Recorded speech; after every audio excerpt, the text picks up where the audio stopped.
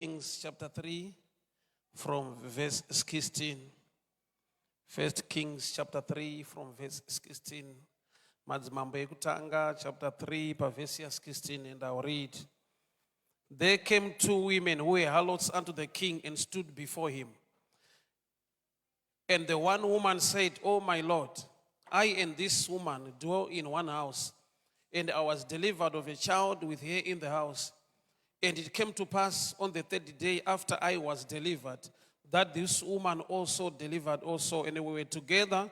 There was no stranger within us in the house, save the two of us.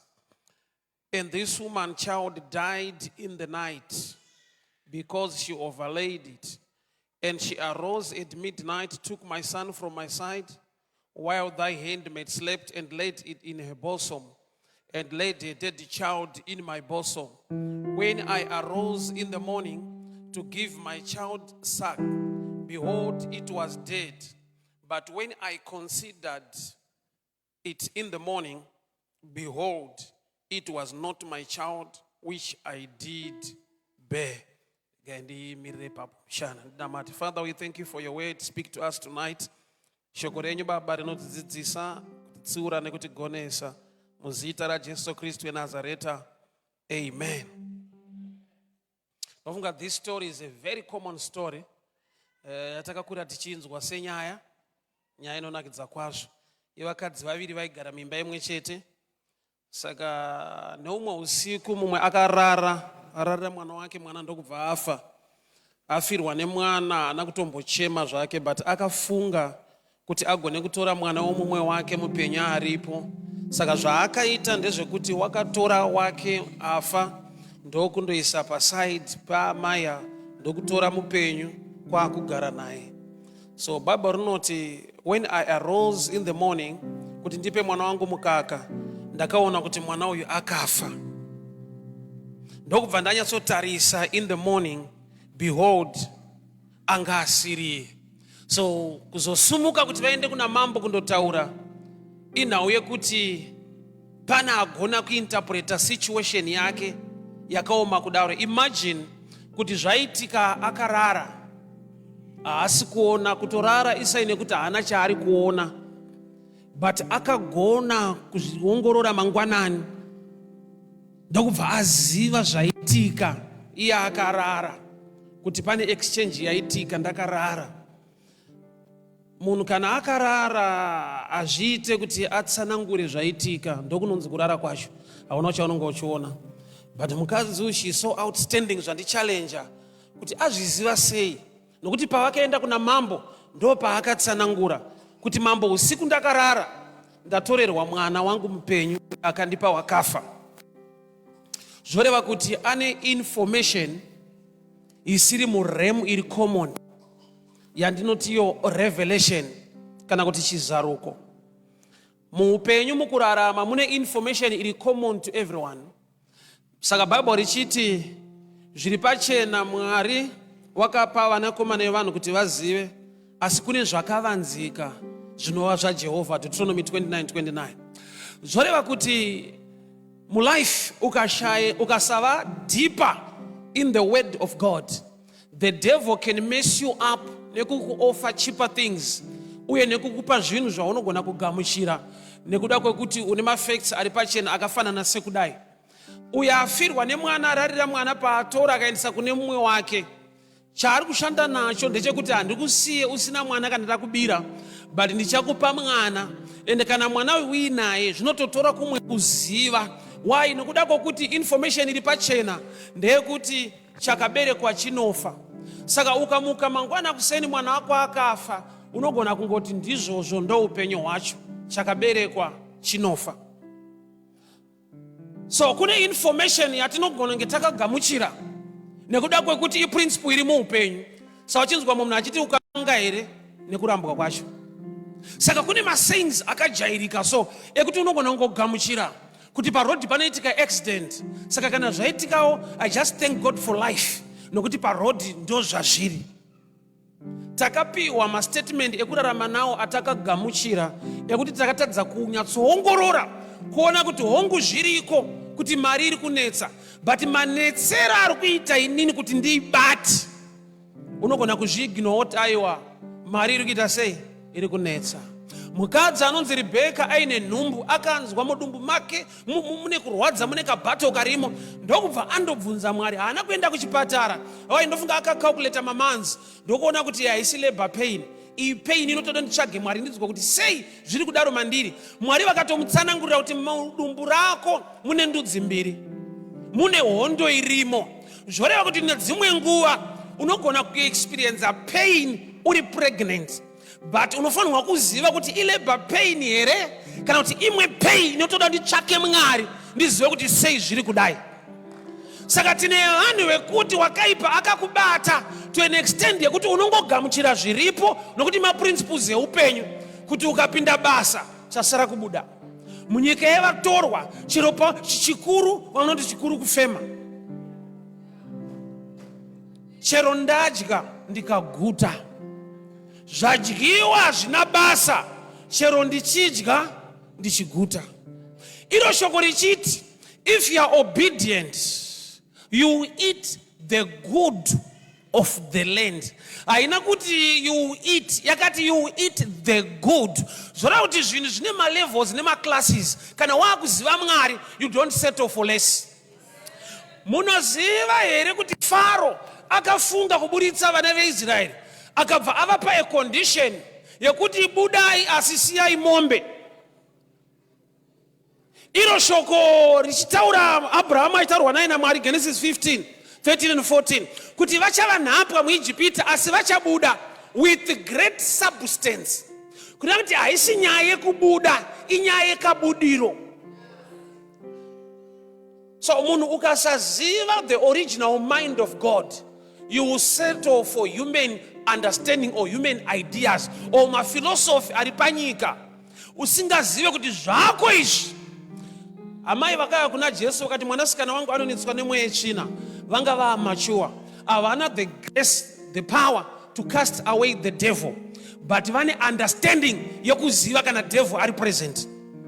Havasi kublema mwana wavo, vari kuti mwanasikana wangu anonetswa nemweya, kwete kuti anonetsa, anonetswa. Saka zvese zviri kuita mwana wavo havamupe mhosva nokuti ari kunetswa. Vamwe baba vakambouya kuna Jesu zvikanzi mwana wangu kana zvamubata, kune kuti haasiri ari kubata, zviri kupota zvichimubata. Saka havasi kublema mwana, vane knowledge kuti ukaona akumadrugs, akudoro, akudii, pane zviri kumubata, kwete kuti iye ari kubata. Saka tine vanhu vari kupa vanhu mhosva nokuti havasi deeper in understanding. I love and I respect murume anonzi Job. Job ane imwe character yaakandiratidza so ine strength spiritually. Why? Nekuda kwekuti arwara zvinhu zvaomesesa, instead yekuti adzibai vamire nemurume, mukadzi waJob ndiye akaenda kuna Job akati tukai Mwari mufe. Zviri pachena kuti hakuna mukadzi anoshuvira kuva shirikadzi, but my Job vane imwe character iri very challenging. Ndo vakatoda kuti dhedhi varove pasi, vakatova advisor zvinouraya. Pane kuti ati wish you quickly vari murume wangu, akati aiwa dhedhi tukai Mwari mufe. So Job paano recover everything at the end, chinhu hani chaasina kuita, haana kudivorce. Imagine wakaroora enemy yelife yako, Mwari obva akukomborera part 2, oramba une munhu wako wawakatora kupart 1. Kurati Job akaenda deeper, haana kungodzwa zviri kutaurwa, akaresearcha the spirit behind kuti sei adaro. Mai vaJob vanga vari under attack yadevil, ndokubva vaudza murume kuti tukai Mwari mufe. Saka Job akatoziva kuti havasi madhamu angu vari kutaura, asi kuti chiri kurwa neni ndochachinja kwekutaurira. Zvichida akatonamatawo kuti Mwari muwanireiwo nyasha. Why? Atova mouthpiece of the devil, kwete kuti ndiye ari kudaro. Saka tine vamwe vanhu vatiri kurwa nawo nekuda kwekuti hatina kuenda deeper kuti sei vachitivenga. Pano paita nyaya yemunhu agona kuongorora, anga akarara, but asvika kuna mambo akanoda kuudzai zvaitika ndakarara. Kuda kuti mambo vaakuziva kuti information haingooneka nokuti wakasvinura. imwe mukurara kwako Mwari unokupa nyasha yekuti une rimwe ziso raunoshandisa. Mai ava vane rimwe ziso ravashandisa nokuti epanyama vanga vakarara.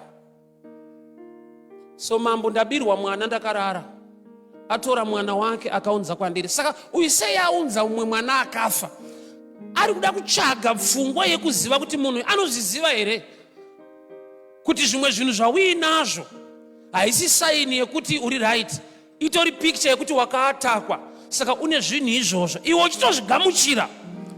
Munoziva here kuti vanhu pavakadzingwa mugadheni vanga vadya, vanga vaparidzirwa meseji inotodyisa.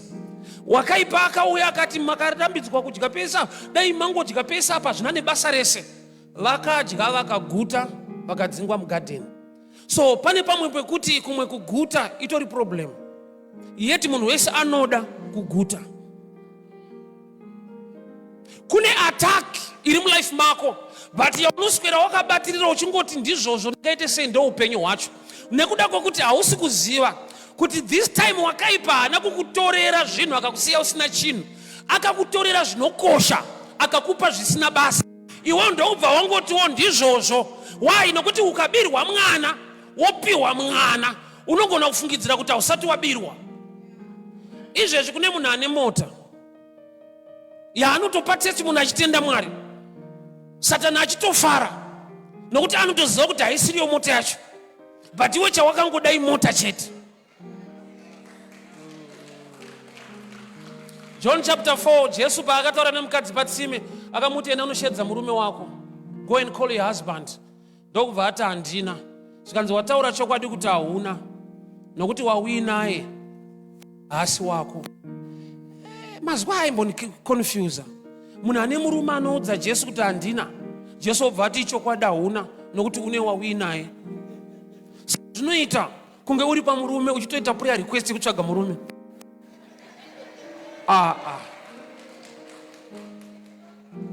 Aizve iyo munhu asiya murume kumba anoudza Jesu kuti handina, Jesu ototi ndochokwadi manje.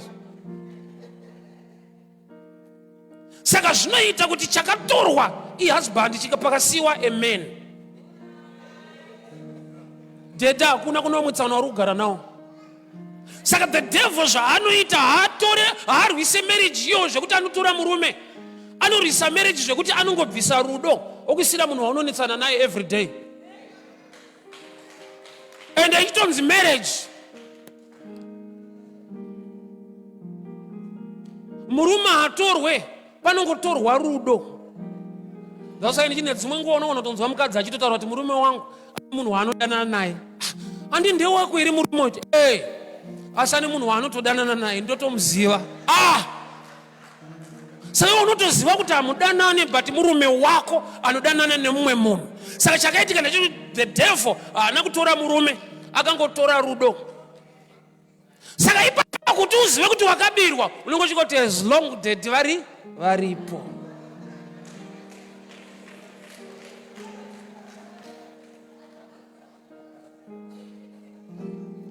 Akakutorera hembe hakusiya usina kupfeka, unenge wakapfeka.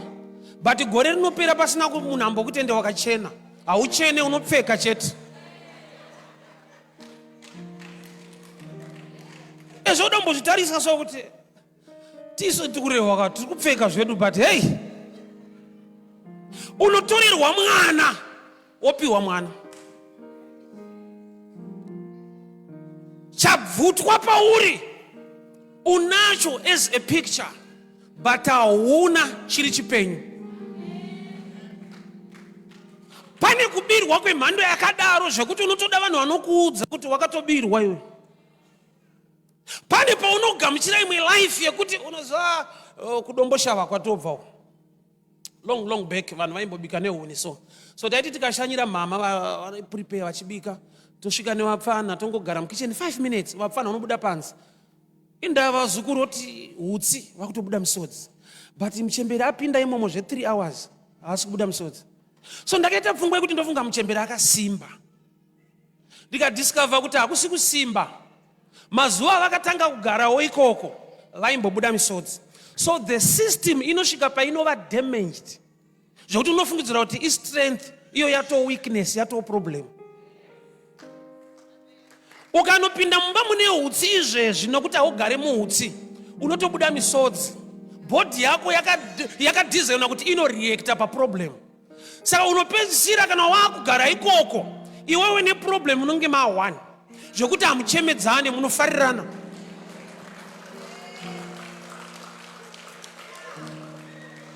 Saka uchaona kuti mumwe munhu akanzi ararame upenyu hwaunorarama iwe anochema. But iwe ukasvika paungoti so long life. Chikuru kufema, but kufemereka kao. So kune attack iriko. Satani haakutorere chechi, haakutorere kuva member kuchechi. Anongokutorera purpose sei uchienda kuchechi. Unorarama life yemunhu asingauye kuchechi, uchipinda kuchechi. Why? Because wakaipa hakudzivise kuuya kuchechi kwacho.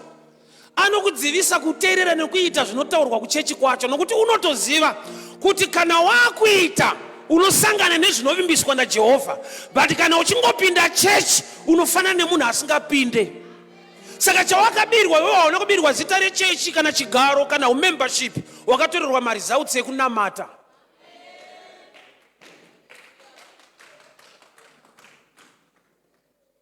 There is a law of exchange inoitika murima. Munguva yeusiku pakabiwa mwana, picture yeignorance. Kuti mutime yekusaziva. Saka Bible rinoti kuchema kungauya usiku, asi mufaro unouya mangwanani. Chiri kunzi usiku ignorance, kusaziva. Chiri kunzi mangwanani light kana kuti information.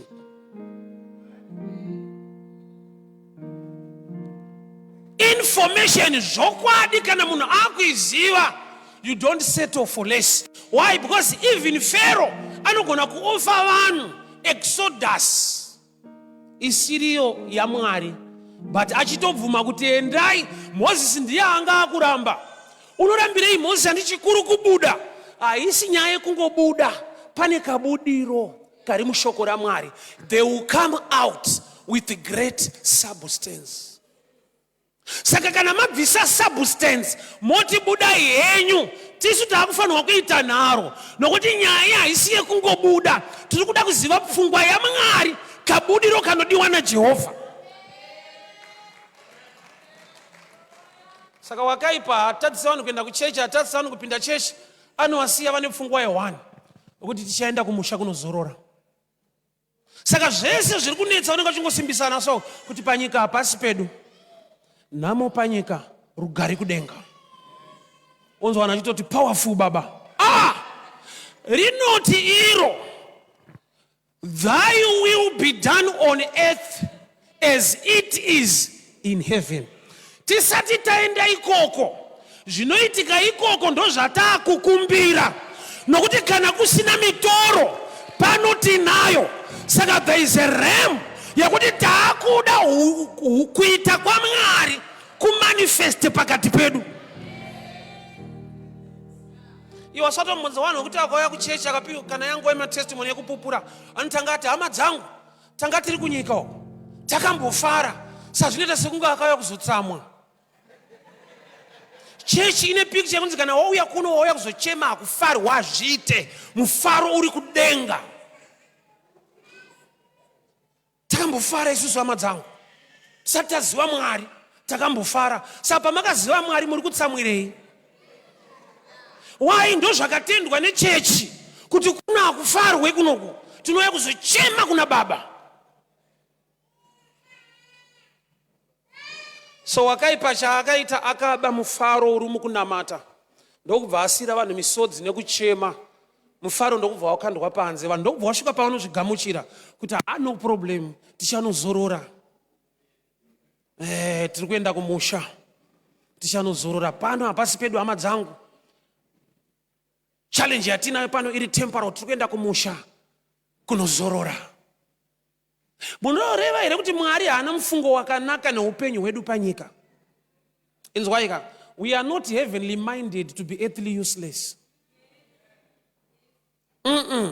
Nyika nekuzara kwayo ruoko rwaJehovha.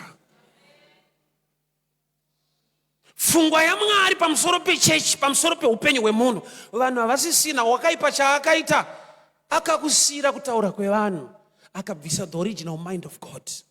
Saka uchinzwa vanhu vachiti muri kuparidzirwa prosperity, zvese hazvina maturo izvi. Vanhu vanofanira kuparidzirwa muchinjikwa, vaponeswe, vaende. Mubvunzo wobva wati, shuwa kudenga tiri kuenda, but vada kuenda izvezvi vangani? Unoona kuti munhu anamba akaisa ruoko pasi. Saka panapa tichiri kudei. Life is a gift from God.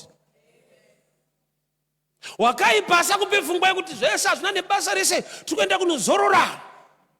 Shuwa pane kuri kuendwa, but kaendero kakatsanangurwa. Even vanhu vasati vapinda Canaan vakatombodya murodhi. Hazvirambidzwe kuti hatonodyira Canaan ndo promised land. Even mugwenga Mwari ngaaite minana vanhu vadye. So kune law of exchange yakaitwa naDevil nokuti church iri murima. Zvanzi mangwana ndakanyatsotarisa mwana ndikaona kuti hasire chinzwa ka vana vane difference 3 days. Zvinoti vanogona kutofanana pazvese, pamapampa, paage, zvese vakafanana. Saka mai ava chavanyatsoti hanzi I really considered, kuti ndakanyatsotarisa. Ukabirwa TV ukaenda unoripota kupolisi, ukandabirwa Samsung 52 inch, vanonyora pasi woti une zvimwe here kana serial number kana any crack or mark yatingagone kuziva kuti why, because ma 51 inch Samsung akawandisa. Kungoti ndabirwa phone yangu Samsung is not enough. Pane imwe information yekuti kana vazorecover zvinhu unogona kuidentify kuti yangu ndeiyi nokuti ndinoziva chimwe chiri outstanding ndeichi. Problem yechurch, vanhu vakangoriziva bhaibheri iri, apa panoti zvakati, apa panoti zvakati, apa panoti zvakati, but kuti vachitsvaka the real mind of God iri hidden concerning personal life hazviko. Saka wakaipa anokusiya uchiriverenga, but okunyima the meaning yezvawaverenga. Why? Because zvokwadi inoita kuti uve nenharo. Chapa vanhu to settle for less inyaya yekuti wakaipa akangovaudza akavazevezera kuti don't worry, Mwari pane zvaachakuitira kumberi. Church ndinzwei, amai ava usiku pavakatorerwa mwana havana kurikavha usiku. Zvanzi mangwanani. Kuti ukararama muignorance unobatirira problem uchifungidzwa kuti ndopfungwa yaMwari. Unongoti it's okay, ndo upenyu hwacho tingaite sei. Tiri munyika yavatorwa, padiki pawawana ipapo zvinoita. Iye Mwari wacho waunonamata the same yesterday, today and forever, ane vanhu vaakaropafadza munyika dzevatorwa. He is the same God. Mwari waJoseph akamuita mambo kuIjipita ndiye waunotonamata. Mwari waEsther akamuita queen ndiye waunonamata in a foreign land.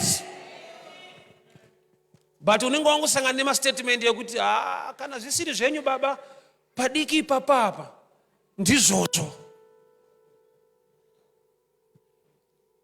Zanzi aiwa munhu anofanira kuva nemweya wekugutsikana. Kugutsikana kuri right, but kugutsikana waziva kuti ndo zvinodiwa naMwari ndokwakanakisa.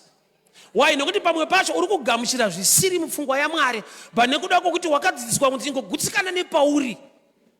Pamwe pacho pauri kugutsikana nepauri hapasiripo paunofanira kunge uri. Life ufunge inoda nharo. Hanzi munhu anoberekwa akapfumbata chibhagera kaizvo isaini kuti panyika pawauya paifight makwikwi wotosimba. Why? Because unosvika pane nyaya dziripo dzimwe dzausina kuita dzakaitwa nevamwe but dzinoda kupikwa newe. Panyika vanhu vanotakudzana maproblems asiri awo.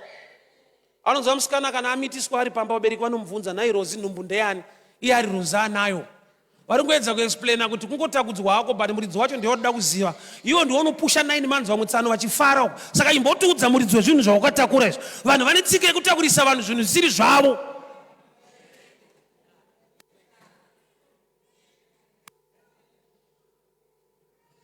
Mukadzi uyu haana kuti chaberekwa chinofa, saka ndizvozvo mwana wangu afa otobatwa maoko. Chakaberekwa chinofa, yes, but kafiro aka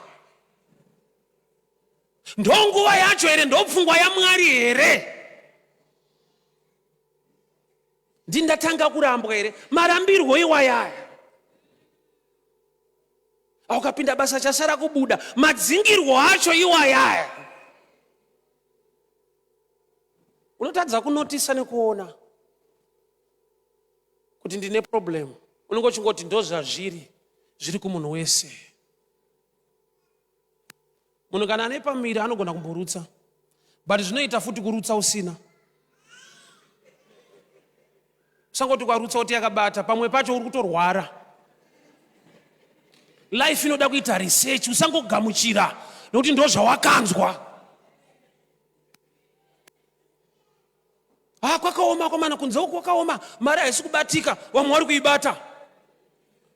Mukore wacho zvakatooma, vakomana havasi kuroora, hauna kuona mota yanga ine mabhaluni masikati. Kwaroorwa munhu nhasi ufunge. Mukore uno nevakomana vacho ivava. So maybe ipicture yengoti havasi kutora iwewe, but vari kutora vamwe. In one thing chando understand, munhu wese anoda good things. You are designed for the best. Zvinenge zvangorambawo hazvo, but zvakanaka zvinoita sei? Diwa. Ane vamwe gogo kubucha uko. Mari shoma, mukwasha ndipewo mabhonzo. Ndokubva vamapiwa. Havana kubuda. Vakati hana kana kanyama, ndo mabhonzo acho ka. Unyazoroti kanyama kanenge kachitodiwa. Ndamboenda kubhero kai. Achitenga hembe kubhero. Masekendende kai. Atenga cheti yake $2, akuenda ndamuona adzoka.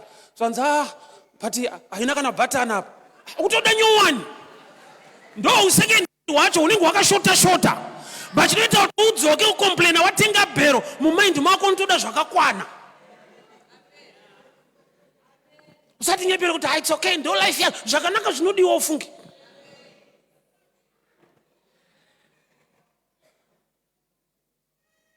Chikuru kuenda solong wasvika.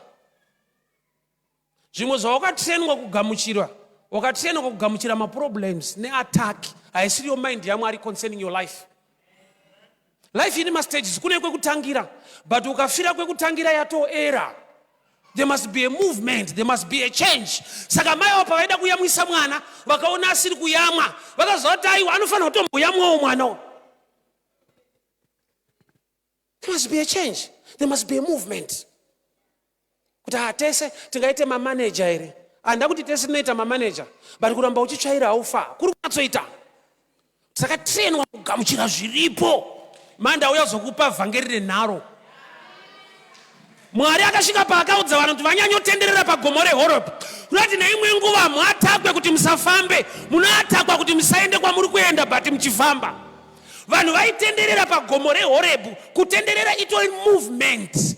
But Mwari pane imwe movement yakavabhohwa, zvikanzi vanhu havanyanyotenderera. Kutenderera hakusi kugara, but kufambiswa mahara pasina kwamuri kuenda.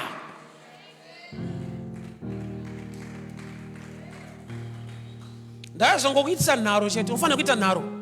Paunopinda muprayer, paunonamata, declare uchiita nharo kuti Mwari apa paakuda change apa. Ndagara paHorebhi kwenguva refu. Zvakafa handi zvangu ko vanoona zvipenyu ndo vakaita sei. Kutongodzwa kunzi zviriko. Ndo zvazviri muupenyu ufunge. Ko ndekwenyu here? Hakusi kwenyu kunoku. Ipapa pakona pawaona ingogutsikana usone life. Ndinoziziva pane pekutangira, but kufira pekutangira yatoataki. Zvinoita kutoroja one room, ndakamboigara nevana. Unosati namwe inoita kuti usanyare. Ndagara nevana asikana inoita grade 7. One room, and one room inoita 2, munongo divide. Munokarova ka 2 in 1 kakanaka pasina kana problem. Ende uchiudzwa zvinokusimbisa, inde akudawo zvinondiburitsa musituation iyo. Unoziva kuti enemy yaHana haasi Penina, enemy yaHana ndiye Elkana murume wacho. Nokuti aimupa message inomutsigira musituation kuti iwe, I'm more than 10 sons to you. Why are you worried? I'm worried because vamwe vakadzi vane vana. Ungaudzwe naye Elkana murume kuti I'm more than 10 sons. What's your problem? Ndokuda and I'm more than 10 sons. Saka iye Penina anokutuka atori nani anokupa ushungu. Uye anokuudza kuti gutsikana ukangoterera eukana uite mwana usvika wanoita nharo kupreya kuti Mwari ndiri mukadzi ane shungu ndaramba kunyararidzwa nevanazvo. Beware of good people who are not godly. Kunaona ngori bo but vasina Mwari, vasingade kuti uitore a move, a step kuenda towards progress, vanokuudza vachikusimbisa musituation iyo. Pane kumberi kunofanirwa kuendwa, there must be a change. Wakaipa ane tsika yaakaita akangokubvutira progress, akakusiya uine mwana. Zvakutoda kuti mangwanani asvike unyatsotarisa musha, iva nerevelation, unyatsotarisa situation yako kuti ndo marriage yandakapiwa naMwari here kana kuti Mwari vakandipa marriage Satani ndokubva atora mufaro. Izvozvi headache yauinayo ndeyekuti une munhu waunogara naye, kwete akakuvengayo akakuti I love you.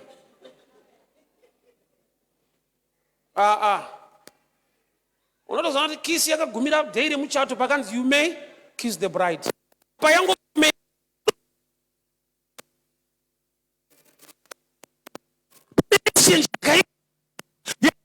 wapinda mweya uve nenharo. Uyu mukadzi akazvati tikaidhibheta tiri mumba muno mazvibude.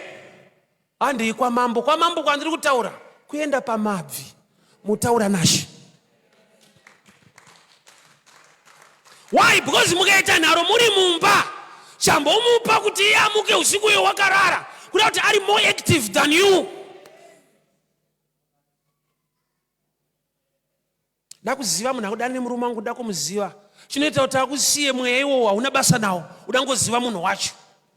Iyoyo ukamuziva shuwa vanosiyana obva atora umwe because mweya wacho hausi kudhila nawo. Unonzwa nekuita fight nevanhu.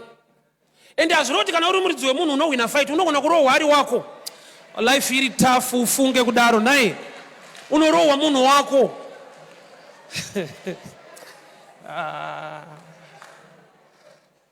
Unoita mufakosi.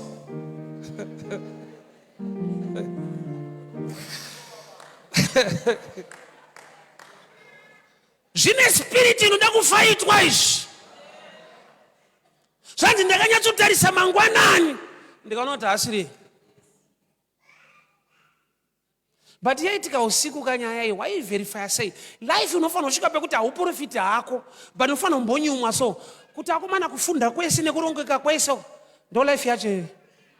NaJesu wandakagamuchira ane nyasha ndo pazviri kuperera chete ipapa.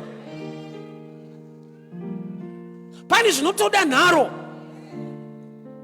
kuti akomana naMwari wandinonamata nematestimony andinonzwa nenyasha dzake indobva ndanzi upenyu hwacho ndihwo wonzi it's okay gutsikana.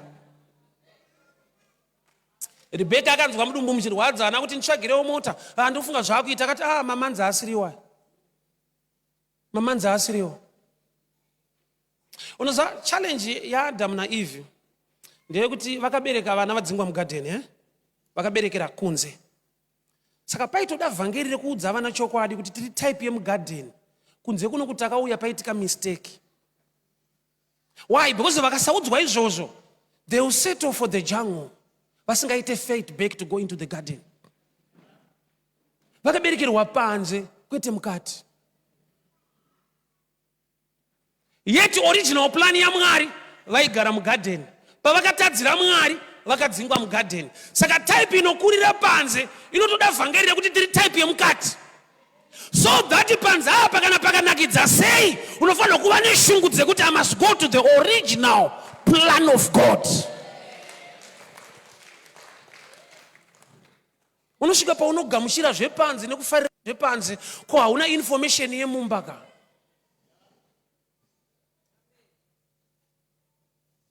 Original plan yaMwari ukaiziva, Satani haakunyepere kuti it's okay, it's not okay. It's not okay. Aiwa, is that right guys? Mwari wanonamata akakuwanira nyasha. But paakuda kuita a research in the word, wotsvaka kuti shuwa Mwari Jesu kwakuenda pamuchinjikwa kwakufa kuti ndirarame ka life kakadaya.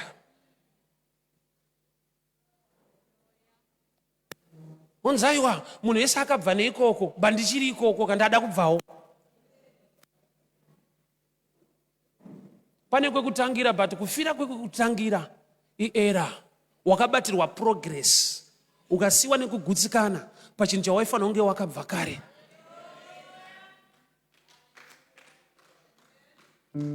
Pane kunoda kubviwa, but kunotoda nharo. Kumwe kugutsikana kuitora ataki. Amene akakuudza iwe kuti it's okay ufunge. Varume ndo zvaari, but wangu anyanya ka. Usapane pakuti unotrainwa kugamuchira maproblems so. Iye wake hadaro, but akanzwa nyaya yako, counseling yake ndekuti varume ndo zvavari. Utarise wako manje. Iwe unofunga kuti vanhu vari kurohwa. Vamwe havasi vari kunyatsodiwa. Ukaenda kwavari vanongokuti varume havati vasikana kunodiwa munhu. Ndo zvavari. Anozati vanhu vanonyeperana. Ausatomudza munhu uchimuti chanitsvagirawo basa. Obva kuti shamwari kungoshanda hangu hapa bhadhari. Saka uri kuitei ipa pasika bhadhari. Hapana mari asikana. Pawane 10 years ipa pasina mari. Ronga kandishaye undiri ipapo ka.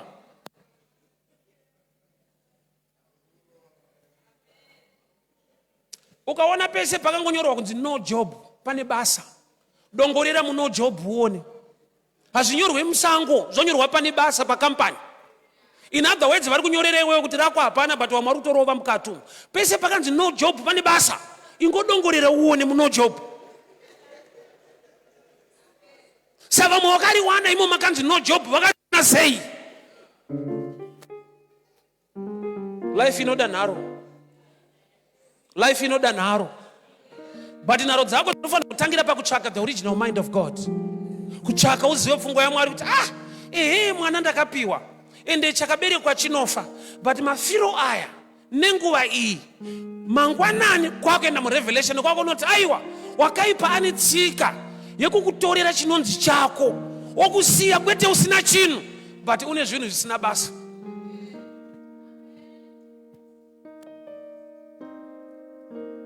Saka visa rinogona kubuda ukatoenda ikoko ukanotambudzikira ikoko. Iye anobva akukamfota kuti but wakatombouya, wakatosvika hako kuno kuchanda, nokungofira ingonzi kuchanda. Usapane mpa kuti unoroyiwa zvekudai varoyi vainyatsoziva vaikuregerera. Unorerwa kuenda kwete kubudirira. Unobvutirwa purpose, unobvutirwa life, wopiwa chakafa chakafanana nechawanga uinacho. Torerwa chaizvo zvaunoda, wosirwa zvaunomanejwa, zvaunonzi gamuchira, ndo zviripo, ndo life yacho. Life inoda nharo, especially wakuziva Mwari. Wakuziva kuti iye I know the plans I have towards you. Mwari ane mufungo wakanaka, nedesire yakanaka, neropafadzo yeupenyu hwako. Iwo bvongodzwa kunzi aiwe ndo zvazviri. Tese hatingafanani.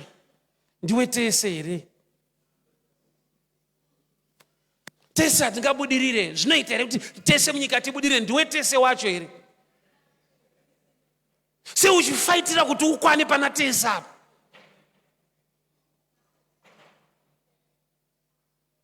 Ungazviite sei uri nherera ka? Hauna hama dzinomira newe. Ausotomunzwa nherera dzakabudirira mulife. Muri shirikadzi ka, saka upenyu hwacho mungaite sei? Ausotomunzwa shirikadzi dzakabudirira mulife.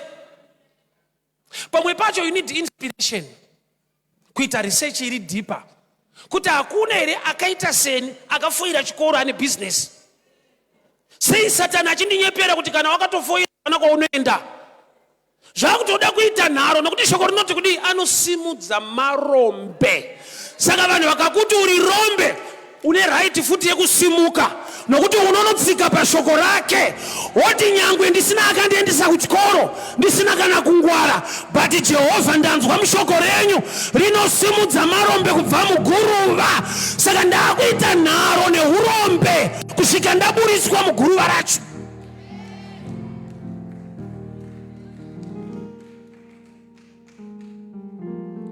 Wakadzidza dai waenda kure iwewe. Anosimudza marombe. Ukariverenga ukarivhura, the word of God is light. Ndinofanira kukupa nharo. Unoziva Mwari unochema achiti vanhu vangu vaparara nekushayiwa zivo. Knowledge is so important at this level. Pane vanhu kumusha kwavanodai so vakada kudzinga mhuka kumunda kana shiri dzinodya mapfunde kumunda, vanhu havaswere kumunda, vanogadzira chimunhu chinonzi scarecrow chinopfeka heti chinenge chakamira chakadai mumunda. Haasi munhu. Shiri dzikaona level yethinking yeshiri dzinoti mune munhu. Kuda kuti shiri hadzisi kudzingwa nemunhu, dziri kudzingwa nelevel yemafungiro. Munhu wacho haatombouya. Chinhu ichocho hachimboti shiri kana dzikauya kuti thinking inopedzisa kuti shiri ive neproblem. Nhamo iri Bible rangu rinoti your mind must be renewed, Romans 12:2, by the word. Kwete removed, renewed. Why? Nekuda kwokuti ukava right information ndio inofanira kukupusha kupinda muprayer. Kwete shungu, knowledge. Why? Because unotsika pashoko rake which is light. Or declare kuti mambo changu chipenyu. Chiona manje zvinoitika. Hazviti wa declare wongonzi saka kana wako mupenyu chipi wadzokera. It's a battle. So wakaenda kuna mambo. Uyu ari kuti ndiye wangu, uyu ari kuti ndiye. Neasiri muridzi wemwana ari kuti ndiye wangu. Dambudziko nderekuti mwana haagone kuti aiwa mamande awa anotakurwa namai vasiriwo, vasingamude, vanofarira rufu rwake, bari vanotanga vachiti ndiye wangu, ndomuda. Saka zvinoita kudiwa nedambudziko. Rinotouya richiti ndokuda. Iro rine target yekuti unofanirwa kufa. That's why nyaya payakakwidza kumberi kwamambo. Mambo wakati ndipeiwo banga. Mai vasiriwo vakanzwa kunge iwo namambo vanowirirana. Kuti tese tinouraya, vanga vachingodhileya zvavo. Takafanana, wangu ndararira akafa, uyu abatirwa banga, nhasi zvitunha zvinoita tu. Kuinterpreta kwako kune nyaya in the presence of the word of God. Nokuti shoko rinokurwira rinogona kunge riri kukurwisa. Haana akashaudwa naBishop. Mira kudhakwa kwako, waini inokubata. But ane good interpretation. Pamusoro pezviri kutaurwa. Akabuda ane testimony yemwana. Church ndinzwei. Pamberi pamambo panotaurwa vhangeri rekunge mambo ari kuwirirana neenemy. Shoko rinokurwisa ndo rinokurwira. The word that challenges you changes you. Rakusvitsa pauri apa pauri kuchema napo ndo raunoda. Rausingade rinotochinja pauri apa. Raunoda ukarigamuchira rinongoramba uri pauri papa ndo rako. Rinokuchallenge ndo rinotokuchinja. Pakabatwa banga harireve life kuvakadzi vari 2 rinoreva kuti tatoruza. Saka mai vasiriwo ndo vakati aiwa muchekei, but vauya vachiti kudii ndiye wangu. Pazvakwidza ngaachekwe into 2. Mai chaiwo ndobva taiwa musauraya mupei. Chakaita kuti mai vapiwe hakusi kuda but kupa. Vakati mupei ndo vakapiwa. Kudati pamberi pamambo hapashande kuda, panoshanda zvaanoziva kuti izvi zvinotaridza kuti unoda. Nokuti pavakati mupei vakanzwa love. Giving inopushwa nelove. Pamwe pacho unopa nokuti uri kumanikidzwa ende vanhu vari kukutarisa nekudii. The real giving haidi kuti munhu amanikidzirwe. When you love God, respect the house of God and the work of God, giving becomes a lifestyle, not a church activity. Saka uchiona problem yako unopa kuchurch chete. Iwe life yako yese kwa unopa kuchurch nguva yeoffering chete. Tikatobuda apa unabasa nemunhu. Because you are not a giver, you are a church person. Munomu kuti tati famba apa taisa basket apa. Zvikasanzaro gore rinopera una munhu wauno kungobuda dore church. You don't give anyone anything. Never. Uri munhu wechurch kayo. Iwe asauza kuti kupinda church nekunamata zvakasiyana. Zvinotoita kupinda mbhawa ubuda usina kudhakwa nokuti rinotengeswa ka. Ukasatenga ukanwa udhakwe, but pamunobuda mbhawa munonongedzerwa kuti zvidhakwa izvo iwe uri sober.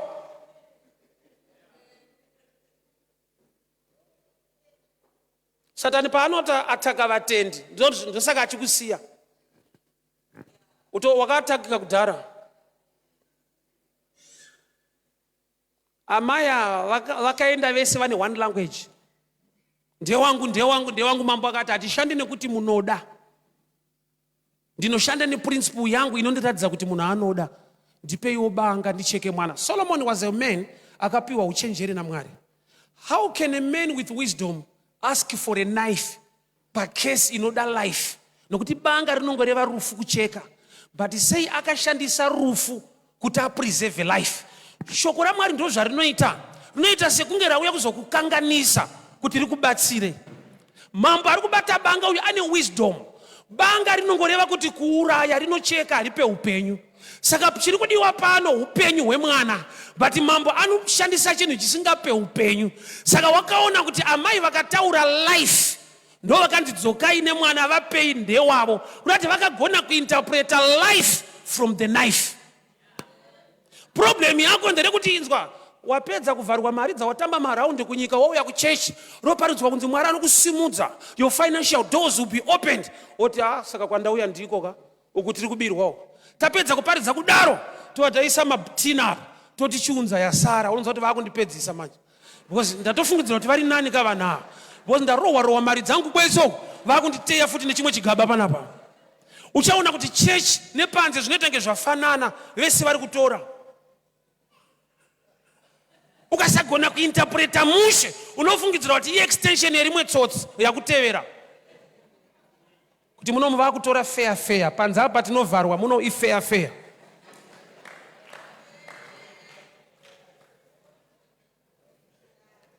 Yet pakutsvagwa vanhu vanogona kuinterpreta life from the knife.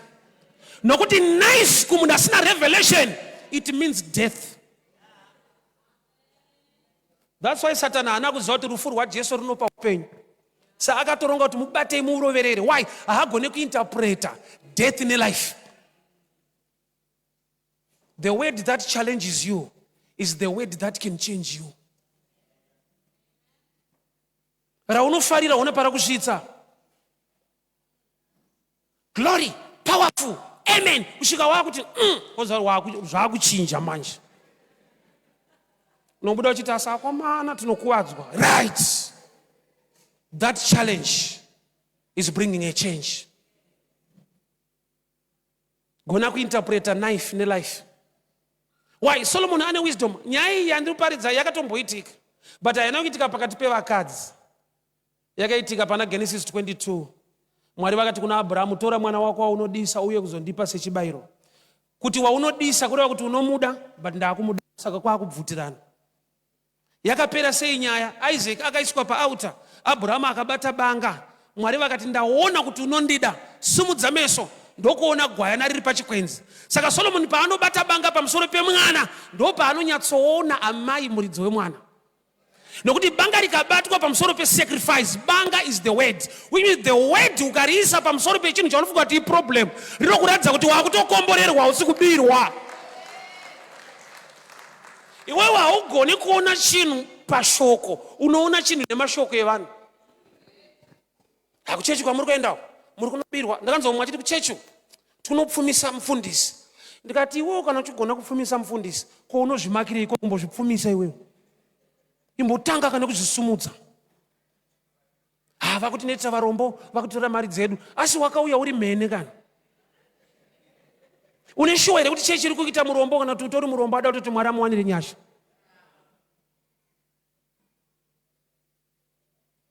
Gona kuinterpreta life from the knife.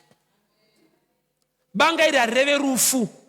Riri kuda kuseparata amai vasiriwo kubva pamwana. Rinotoreva upenyu. But rabatwa kurasisa vanhu vasingazive upenyu. Shoko reupenyu rinochinja vanhu. Kune vamwe vanhu ndorinoita kuti vasuduruke pane change neblessing. Kana ari Ruth akaparidza nekuti handigone kukuberekerai murume anokurorai. Opa ndokubva atsvoda amwena akati thank you. That's a great message. Amutenderere. Tiri kufambira mahara panapa.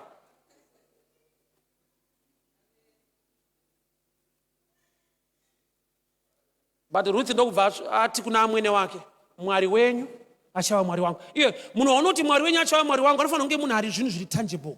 Zvononyotsoona kuti uyana mwari wake. Pana Naomi apaoneke mwari panooneka nhamo. Akafirwa nemurume, akafirwa nevana, akapotera kuMoabhu, nzara ikamurova, akadzoka akuchema-chema. Munhu ndokubva ati mwari wenyu.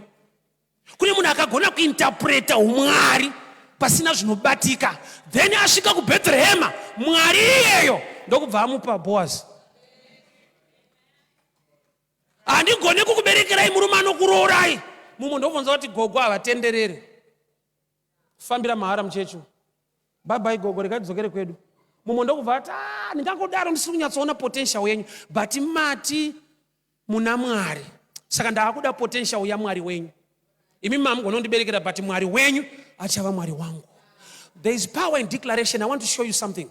Ruth paakati kuna Naomi, mwari wenyu achava mwari wangu, vanhu venyu, inzwa, vanhu venyu vachava vangu.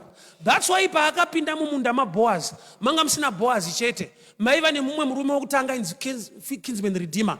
Kuti muprayer akadeclare akabata vanhu kuti vasarore. Iyo unofungidzira kuti ndiBoaz akapfimba Ruth. Boaz anga akamiswa nemunamato waRuth kuti ndiri kuuya, vanhu venyu. That's why mumunda maiva nevanhu vasina vakadzi, vanga vakabatwa neminamato. Munamato, declaration ine power. Saka waona kuti era yaopa ndeyekudzokera iko kune mabhachura 2 asati arora. Mumunda maiva nevarume 2, Boaz akatozopiwa chimuti nemumwe. Kuti dai opa akatevera, 2 guys were waiting. But nokuti unotadza kuinterpreta life kubva paknife, unodzokera ipo pane life.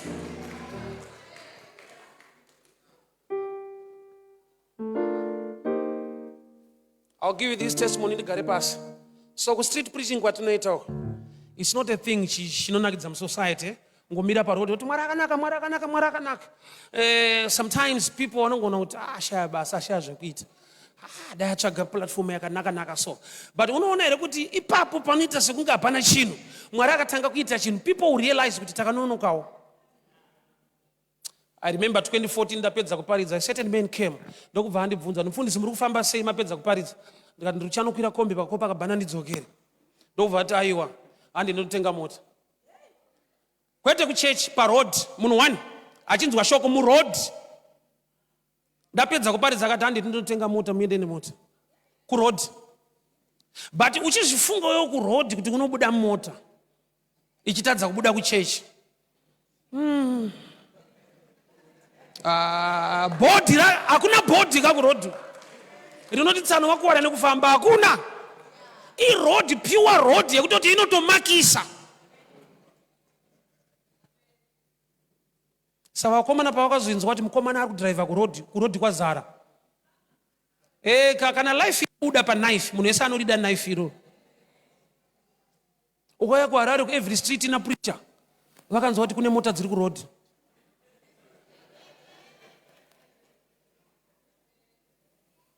There is life paseri penaife. Mambo asida kucheka mwana, ada kuseparata mai vasiriwo kuti vabve pamwana. Saka pakuda vanhu vanogona kuita interpretation. Shoko raMwari rese rinoparidzwa harinakidze, rinochinja life, rinotochallenge munhu character and everything. Patinoparidza tiparidze kuti Mwari achinje, tinoparidza kuti uchinje uite zvinoda Mwari, ende zvimwe zvacho hazvikunakidze. Why? Nokuti rinenge banga riri kucheka ma-interest ako.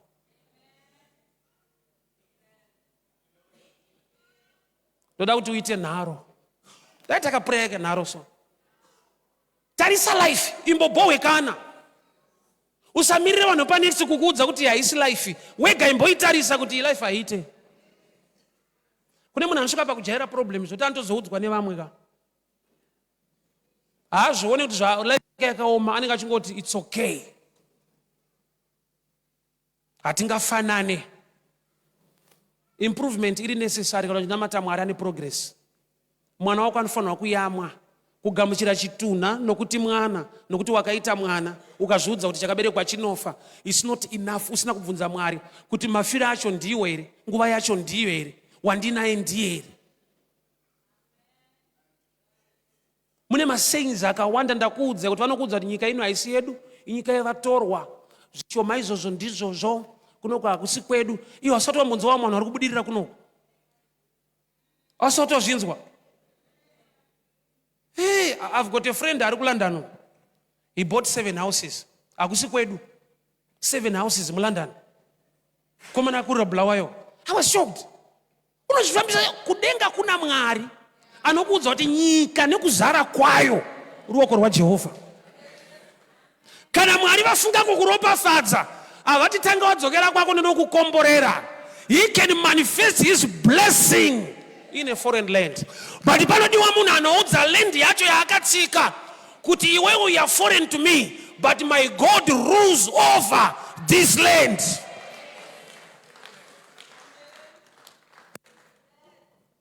Imbaita kanharo soke kuti Satani wacho anosvika paanonzwa kuti akutofunga kuti zvinoita ari kunoko. Nokuti rinototaura kuti nyika nekuzara kwayo ruoko rwaJehovha.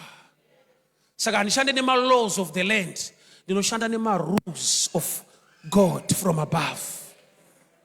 Ma-laws epaland anoti kana usina kupasa hauna chaunoita muupenyu, unenge uri dofo. Ma-rules ekudenga anoti ndinosimudza marombe. Saka iwewe you must enforce the word. Usagare enda mu presence ya mambo. Vhangeri rinosvika palevel yekuti hauchataura, waakuekta kuti ugamuchire. Mukadzi haana kupiwa nekungoti ndewangu ndewangu ndewangu. Akasvika palevel yegiving muproblem. Challenge yemaprinciples ndeyekuti haatarise zviripo, anoda kuti uite zvinodiwa. I want us to stand. Prayer ndeyenharo. Kugutsikana nezviripo ichoice. Kuita nharo nezviripo ichoice futi. It's okay, so long life. It's okay, varume vanonetsa. It's okay, vanhu vacho havasi kuroora. It's okay, zvatanga neni here. You need a difference. Mwari ngaakwa. I want us to pray. I want us to pray. Let us begin to pray. Father, we thank you for your word. We thank you for your grace. We thank you for your favor. Zvakabiwa, zvikabvutwa. Michato yakabvutirwa rufaro. Basa rakabvutirwa promotion neprofit. Baba chese chakatorwa chemwanasikana, chemwanakomana. Chakatorwa muupenyu hwaamai, muupenyu hwababa. We come against the rules of the land. We introduce the rules of the kingdom. We come against the rules of the land. We introduce the rules of the kingdom. Nyika nekuzara kwayo ruoko rwenyu Jehovha. Mwari wazuro nhasi namangwana. Makarangarira Esther akava mambo. Makarangarira Josepha akaitwa mambo. I challenge the rules of the land. I challenge the rules of the land. I challenge the rules of tradition, the rules of culture. The Indian culture. Andisirombe, Mwari uchandisimudza, andirapinda kadaro. Soko inoti muchagara dzimba, nyangwedza musina kuvaka. Ndinoramba kuroja, ndinoramba mweya wakuroja. Ndinotaura favor, ndinotaura blessing. Eketeboshateka, matatala basafa, ibashateke, menta paradiasa, ibakateke, menta paradiasa. In the name of Jesus.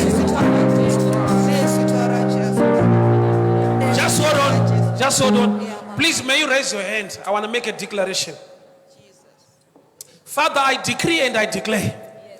Kumusha kwa anobva kune mtemo yeko. Nyika yaakauya ine mtemo yayo. Hallelujah. Ndiri kuintroduce the rules of the word of God. Mwari anopa wanano. Nyika yazara vasingarore vanotsotsa vanhu nekunyepera vanhu. Ndiri kuintroduce a blessing in a favor ya Jehovah. Mwanasikana ngaabate mchato wake. Mwanakomana ngaabate mchato wake. Basa rake ngari